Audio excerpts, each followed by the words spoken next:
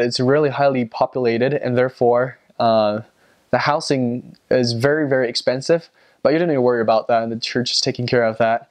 Just know that living in Virginia, we are using a lot of church tithing, and we're literally living on using a lot of widow's mite. So be thrifty. The expense is really high there. The food price, the rent,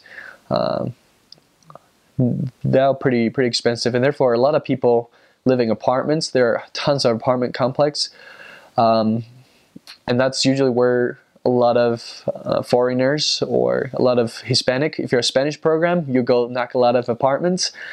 There are a lot of townhouses, so it's just like houses connect to each other, tons of townhouses.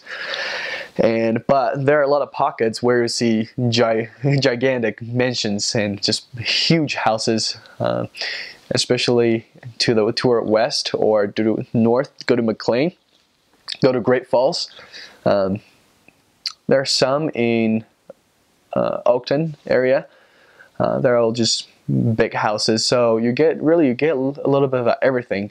That's really the fun part about the mission, is you get to experience everything, language, culture, food, and just lifestyle, any kind of lifestyle you want over there.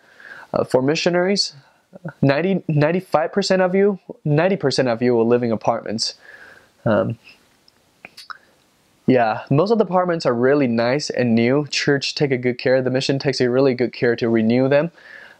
Make sure you maintain them really well. If you have not learned how to clean, how to cook, how to just get your apartment clean, make sure, ask your parents, have your parents teach you, and that will benefit yourself and your companion and the whole mission a lot.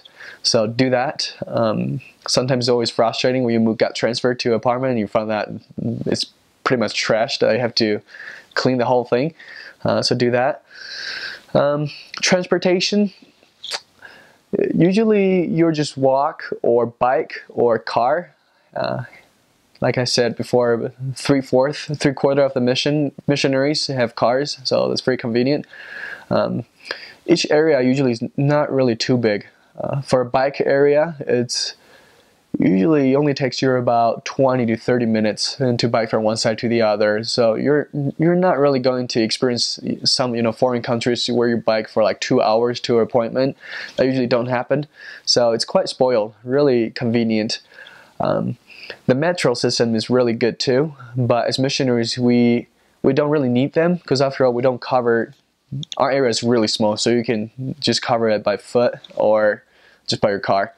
But metro is really good when you go to DC and so forth. A lot of government and contracting companies, a lot of military contracting companies, a lot of the big four of the accounting company, the Ernst & Young and so forth, they're all over there. So almost every big company, you name it, they have it there. It's a political center. It's so close to DC, so a lot of people, I'll say about half of the people there actually commute to DC every day. So also a lot of politicians over there. That's another big, you can say, I don't know whether you call it industry, but it's definitely a big thing that people do over there. And thus, be really careful. I have many people that I trained that did not know that, so they talk about politics and everything. Don't do that. It's kind of sensitive over there. So make sure you maintain a neutral standpoint when it comes to politics or sensitive topics like gay marriages, those things. Just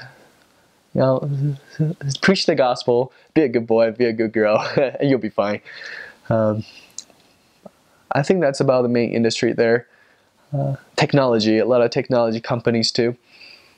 A lot of army base. There's a Fort Belvoir, which is an army base. In Manassas, there's a little Air Force base. In the Pentagon, you got everybody. The Air Force, the Army, and the Navy, they all have people over there. So that's about the biggest industry there.